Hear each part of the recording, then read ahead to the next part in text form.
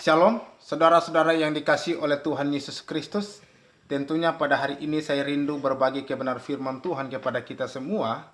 Sebagaimana dengan situasi-situasi zaman sekarang ditimpa dengan berbagai macam sakit penyakit, corona, bahkan juga serangan-serangan dari agama lain, bahkan juga sakit-sakit penyakit lain.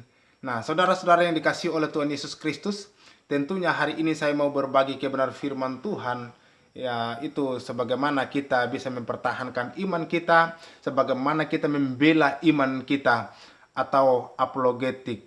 Nah, saudara-saudara yang dikasihi oleh Tuhan Yesus Kristus, pada hari ini saya mau berbagi firman Tuhan yang sehubungan dengan masa-masa yang terjadi pada zaman sekarang ini, yaitu Tesalonika 1 Tesalonika pasal 5 ayat yang ke-18. Firman Tuhan berkata demikian, mengucap syukurlah kamu dalam segala hal apapun, sebab itulah yang dikehendaki Allah dalam Kristus Yesus bagi kamu. Saya memberikan tema kepada kita semua, mengucap syukurlah dalam segala hal apapun. Nah, saudara-saudara yang dikasihi oleh Tuhan Yesus Kristus, mengapa saya membagikan firman Tuhan ini, mengucap syukurlah kamu dalam segala hal apapun? Karena pada saat ini kita sedang diperhadapkan oleh situasi yang tidak menyenangkan, situasi yang tidak membangun, situasi yang tidak membahagiakan, yang tidak mendatangkan ketenangan. Nah, saudara-saudaraku yang dikasihi oleh Tuhan Yesus Kristus, situasi zaman sekarang ini banyak orang yang mengalami ketakutan, banyak orang yang mengalami yang namanya kebimbangan, kebingungan. Tetapi bagi saya bersyukur kepada Tuhan. Dengan hal ini banyak orang yang membawa diri kepada Tuhan. Dengan hal ini banyak orang yang datang kepada Yesus Kristus dan dia mengenal siapa Yesus yang sebenarnya. Nah, saudara-saudara yang dikasihi oleh Tuhan Yesus Kristus, selain dengan hubungan hal ini, yaitu ada juga masalah-masalah lain, bahwa yaitu ada dari agama tetangga kita, yaitu mengatakan bahwa yang disalibkan bukanlah Yesus tetapi melainkan Yudas. Apakah benar hal ini terjadi? Mari kita perhatikan di Kisah Para Rasul pasal 1 ayat yang ke-15 sampai ayat yang ke-19. Firman Tuhan berbunyi demikian dalam perikopnya, Matias dipilih menggantikan Yudas. Pada hari-hari itu berdirilah Petrus di tengah-tengah saudara-saudara yang sedang berkumpul itu, kira-kira 120 orang banyaknya. Lalu berkata, hai saudara-saudara, haruslah genap nas kitab suci yang disampaikan Roh Kudus dengan perantaraan Daud tentang Yudas, pemimpin orang-orang yang menangkap Yesus itu. Dahulu ia termasuk bilangan kami dan mengambil bagian di dalam pelayanan ini. Yudas ini telah membeli sebidang tanah dengan upah kejahatannya. Lalu ia jatuh tertelungkup dan perutnya terbelah sehingga semua isi perutnya tertumpah keluar. Ayat ke-19 firman Tuhan berbunyi demikian. Hal itu diketahui oleh semua penduduk Yerusalem, sehingga tanah itu mereka sebut dalam bahasa mereka sendiri, yaitu Hakaldama, artinya tanah darah. Nah, saudara-saudara yang dikasihi oleh Tuhan Yesus Kristus, bagaimana pandangan saudara mengenai hal ini? Apa benar yang disalibkan itu Yudas atau Yesus? Nah, saudara-saudaraku yang dikasihi oleh Tuhan Yesus Kristus, kalau Yudas yang disalibkan waktu itu, mungkin Yudas udah mencaci maki semua orang yang salibkan dia. Mungkin Yudas udah mensumpahi semua orang yang ada di sekitarnya. Kenapa? Karena dia manusia biasa. Tetapi apa yang dilakukan oleh Yesus? Yesus berkata di atas kayu salib, ampunilah mereka, sebab mereka tidak tahu apa yang mereka perbuat. Adakah Yudas mengatakan hal demikian? Yudas adalah seorang bendahara. Dan dia juga dikatakan seorang yang korupsi. Kenapa? Yudas ini seorang mata uang, suka dengan harta.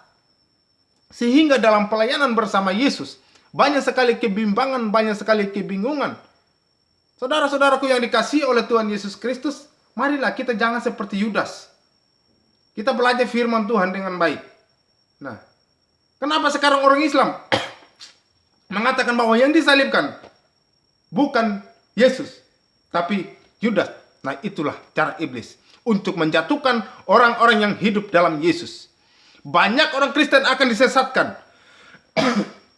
Tetapi kalau kamu orang pilihan, kamu tidak akan tersesat sedikit pun. Kenapa? Karena Tuhan mengasihi saudara. Tuhan tetap akan memanggil dan memegang tangan saudara. Tetapi orang yang tidak terpanggil,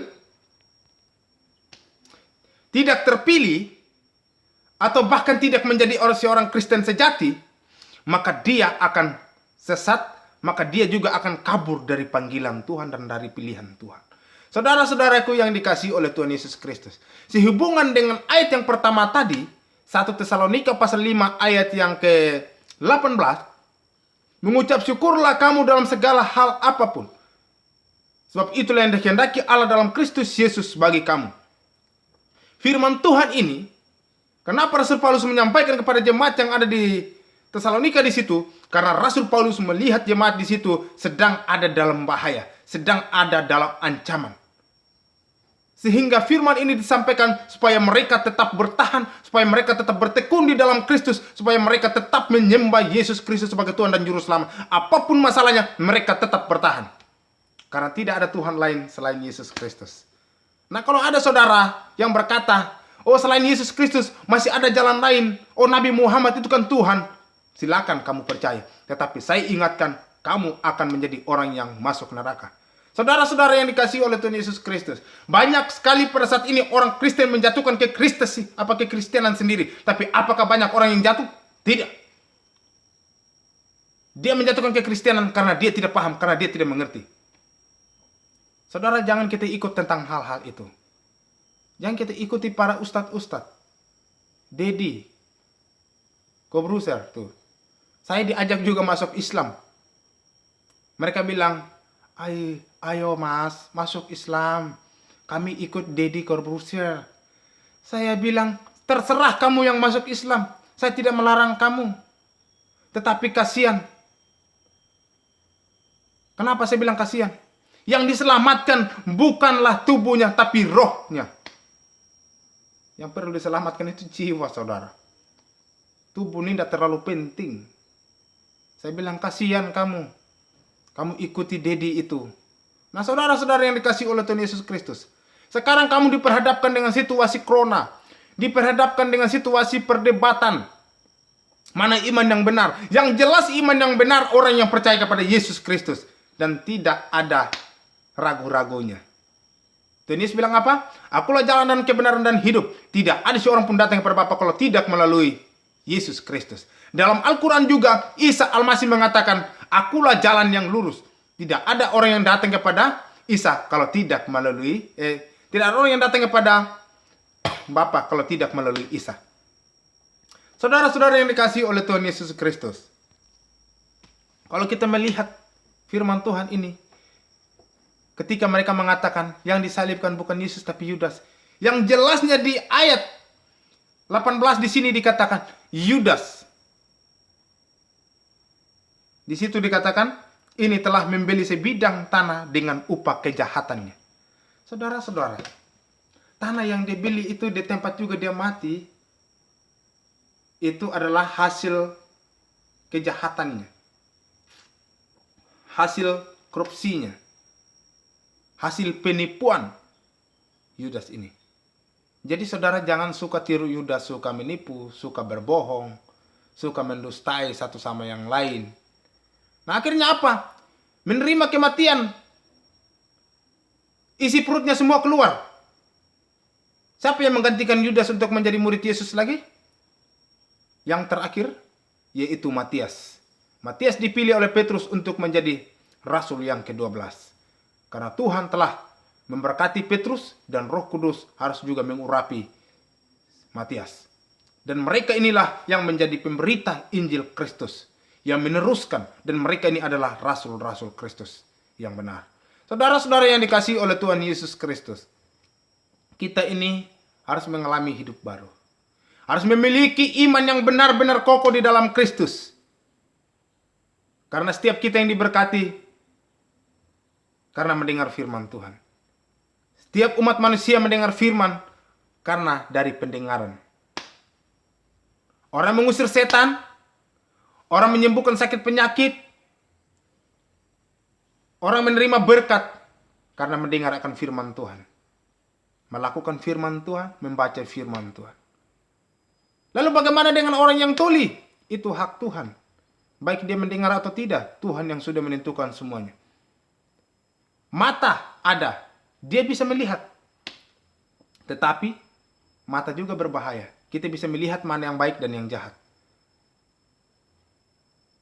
Kita yang mendengar lebih parah daripada yang tuli. Karena kita mendengar yang baik dan yang jahat dan juga kita melihat. Tapi mana yang kita ambil? Yang jelasnya orang yang sudah hidup dalam Kristus dengan benar, dia tetap melakukan kebenaran firman Tuhan. Dia tidak mau ikut-ikutan, tapi dia tetap mengikuti Yesus sebagai Tuhan dan Juru Selamat. Saudara-saudara yang dikasihi oleh Tuhan Yesus Kristus, marilah kita mengucap syukur apapun masalah yang menimpa kita. Dengan situasi corona ini kita tetap bertahan. Bagaimana ada yang dibunuh, apakah tetap mengucap syukur? Tetap. Bagaimana ada yang kehilangan, tetap mengucap syukur? Tetap. Bagaimana ada yang sakit, tetap mengucap syukur? Tetap. Bagaimana ada yang meninggal, tetap mengucap syukur? Tetap. Kenapa? Karena Tuhan mengajarkan kita selalu mengucap syukur. Yesus mati di atas kayu salib, dia tidak pernah mengucapkan kata kutuk. Dia mengatakan ampunilah mereka. Kenapa dia mengatakan ampunilah mereka? Supaya kita belajar dari perkataan Yesus itu. Saudara-saudara yang dikasihi oleh Tuhan Yesus Kristus, kita ini hanya manusia biasa. Belajar dari kematian Yesus, belajar dari pengorbanan Yesus, semuanya sudah selesai. Jadi apapun yang terjadi tetap mengucap syukur, karena Tuhan mengasihi saudara dan saya. Saudara-saudara, mari kita memberikan hati, pikiran kita, seluruh tubuh kita, jangan kita serahkan kepada dunia.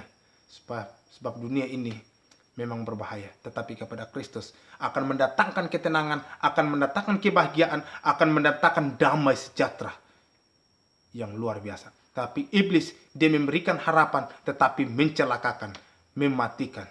Tetapi Yesus mendatangkan damai yang menenangkan, yang membuat kita bahagia. Tuhan Yesus memberkati saudara. Shalom.